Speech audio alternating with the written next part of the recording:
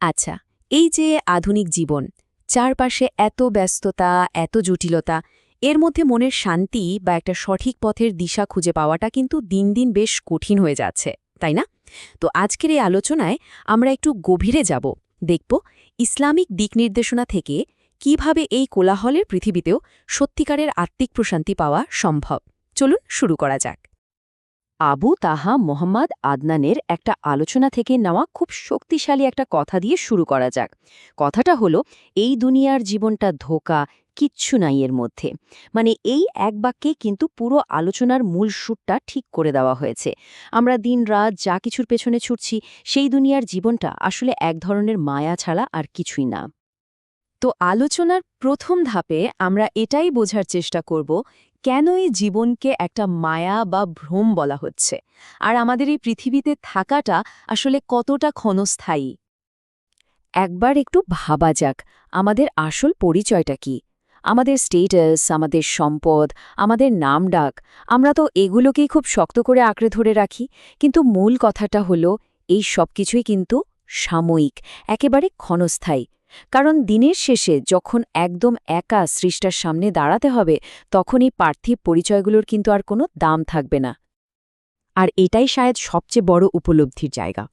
সৃষ্টিকর্তা আমাদের বাইরের টাইটেল বা সামাজিক অবস্থান দেখেন না। তিনি দেখেন আমাদের ভেতরের অবস্থাটা, আমাদের নিয়াত আর আমাদের কাজ। এই সত্যিটা যখন কেউ বুঝতে পারে, তখনই কিন্তু জীবনের আসল উদ্দেশ্য খুঁজে পাওয়ার দিকে প্রথম পা ফেলা হয়। আচ্ছা, এবার আমরা একটু গভীর এবং কিছুটা চ্যালেঞ্জিং একটা ধারণার দিকে এগোব।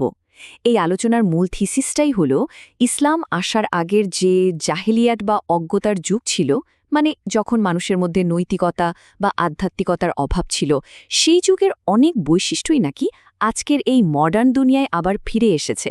কিন্তু পার্থক্য হল, এবার এর আকারটা গ্লোবাল বা বিশ্বব্যাপী। এই স্লাইডটা দেখলে বিষয়টা একদম পরিষ্কার হয়ে যাবে। দেখুন, আগেকার জাহিলিয়াতের সমস্যাগুলো ছিল লোকাল, মানে কোনো একটা নির্দিষ্ট এলাকার মধ্যে সীমাবদ্ধ।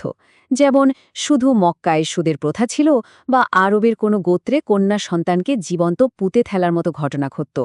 আর এখনকার সুদভিত্তিক অর্থনীতি তো সারা পৃথিবীকে জড়িয়ে ধরেছে। আর টেকনোলজির কারণে লিঙ্গ নির্ধারণ করে গর্ভপাত, সেটাও তো এখন একটা গ্লোবাল সমস্যা। মানে সমস্যাগুলো একই রয়ে গেছে, কিন্তু এর বিস্তার আর প্রভাবটা এখন অনেক অনেক বেশি। এই আলোচনা অনুযায়ী আধুনিক জাহিলিয়াতের নাকি 4টা মূল ভিত্তি বা পিলার আছে। প্রথমটা হলো বিশ্বজুড়ে সুদের যে কারবার, মানে রিবা। এটা শুধু অর্থনৈতিক অস্থিরতায় বাড়ায় না, আমাদের ওপর মানসিক চাপও তৈরি করে।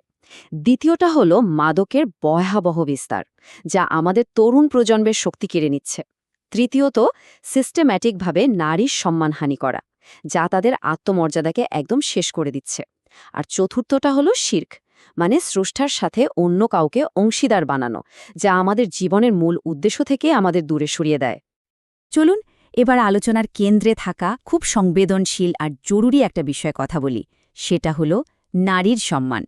ইসলাম নারীকে যে মর্যাদা দিয়েছে, আর আধুনিক সমাজ বাস্তবে তাদের সাথে যা করছে, এর মধ্যে যে একটা বিশাল ফারাক, সেটাই এখানে তুলে ধরা হয়েছে। প্রশ্নটা কিন্তু খুবই সহজ এবং মৌলিক। নারীর আসল সম্মানটা আসলে কোথায়? আধুনিক ভোগবাদে নাকি বিশ্বাসের সরলতায়? দেখা যাক এই আলোচনা আমাদের কোন দিকে নিয়ে যায়। ইসলামে পর্দা বা শালীন পোশাককে নারীর সম্মান আর সুরক্ষার একটা মাধ্যম হিসেবে দেখা হয়। এর জন্য এখানে 4টা মূল নীতির কথা বলা হয়েছে। 1. পোশাকটা খুব বেশি টাইট বা আটসাট হতে পারবে না। 2.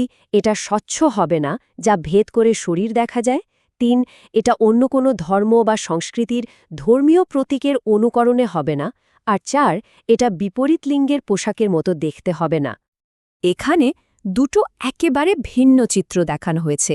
একদিকে ইসলামের ইতিহাসে এমন সব নারীরা ছিলেন, যেমন জ্ঞানী আয়েশা রা বা সফল ব্যবসায়ী খাদিজা রা, যারা সমাজে অত্যন্ত সম্মানিত এবং প্রভাবশালী ছিলেন। আর অন্যদিকে আজকের আধুনিক মিডিয়া, সিনেমা বা ফ্যাশন ইন্ডাস্ট্রিতে নারীকে প্রায়ই একটা পণ্য হিসাবে দেখানো হয়, যেখানে তাদের শরীরকে ব্যবসা বা বিনোদনের জন্য ব্যবহার করা হয়। এই আলোচনাতে খুব জোর দিয়ে বলা হচ্ছে যে ইসলামী নারীকে দিয়েছে শিক্ষার অধিকার, উত্তরাধিকারের অধিকার এবং নিজের সম্পত্তির ওপর পূর্ণ অধিকার। তার মানে আসল ক্ষমতায়নটা বিশ্বাসকে ছুঁড়ে ফেলে দেওয়াই নয়, বরং বিশ্বাসের দেওয়া সেই অধিকার আর সম্মানকে অর্জন করার মধ্যেই আছে। বেশ, তো সমাজের এত সব সমালোচনার পর এবার ফেরা যাক ব্যক্তিগত সমাধানের দিকে। পথ কিন্তু একটাই, আত্মশুদ্ধি। তো প্রশ্ন হলো, আত্মাকে পরিশুদ্ধ করে সেই কাঙ্ক্ষিত শান্তিটা কিভাবে পাওয়া যায়? তাওবা বা অনুশোচনার মানে হলো ভুল করার পর বারবার আবারও সৃষ্টার দিকে ফিরে আসা। এটা কিন্তু একবারে শেষ হয়ে যাওয়ার মতো কোনো ঘটনা না, এটা একটা কন্টিনিউয়াস প্রসেস। ভাবুন তো, স্বয়ং নবী সাল্লাল্লাহু আলাইহি ওয়াসাল্লামও নিজেও দিনে ৭০ বারের বেশি তাওবা করতেন বলে হাদিসে এসেছে।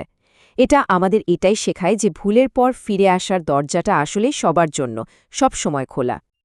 আর কোরআনের এই আয়াতটা তো সব সমাধানের মূল কথা। জেনে রেখো, আল্লাহর স্মরণে হৃদয় প্রশান্তি লাভ করে। মানে আসল মনের শান্তি কোনো দুনিয়াবী জিনিসপত্রে নেই, সেটা আছে একমাত্র সৃষ্টার সাথে নিজের কানেকশনটা তৈরি করার মধ্যে। আচ্ছা, আলোচনার একদম শেষ পর্যায়ে আমরা এমন কিছু পরিষ্কার আর বাস্তবসম্মত পরামর্শের কথা জানব যেগুলো আমাদের আত্মিক শান্তির পথে এগিয়ে যেতে সাহায্য করতে পারে। প্রথম এবং সবচেয়ে গুরুত্বপূর্ণ উপদেশটা হল দৈনিক সালাত বা নামাজ কোনো অবস্থাতেই যেন এটা ছাড়া না হয়। এটাই একটা ডিসিপ্লিনড আধ্যাত্মিক জীবনের একদম ভিত্তি। এই কথাটা এর গুরুত্বকে আরও ভালোভাবে বুঝিয়ে দেয়। নামাজ হল জান্নাতের চাবি। এর চেয়ে সহজ করে আর কি বলা যায়। এর পরের যে গুরুত্বপূর্ণ উপদেশ, সেটা হল পরিবারের প্রতি দায়িত্ব। বিশেষ করে নিজের বাবা মায়ের সাথে ভালো ব্যবহার করা আর তাদের সম্মান করা। আর এই উপদেশের ভিত্তিটা কিন্তু সরাসরি কোরআনের একটা পরিষ্কার নির্দেশ। তোমার রব আদেশ দিয়েছেন যে তোমরা তাকে ছাড়া আর কারও ইবাদত করবে না এবং পিতামাতার সাথে সদ্ব্যবহার করবে।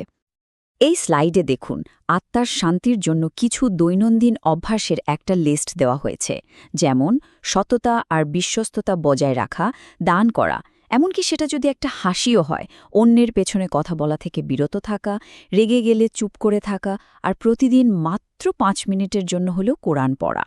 এই ছোট ছোট অভ্যাসগুলোই কিন্তু জীবনে একটা বিশাল পজিটিভ পরিবর্তন নিয়ে আসতে পারে। আর একদম শেষে এই উপদেশটা হলো ভেতরের শান্তি অর্জনের ফাইনাল চাবিকাঠি।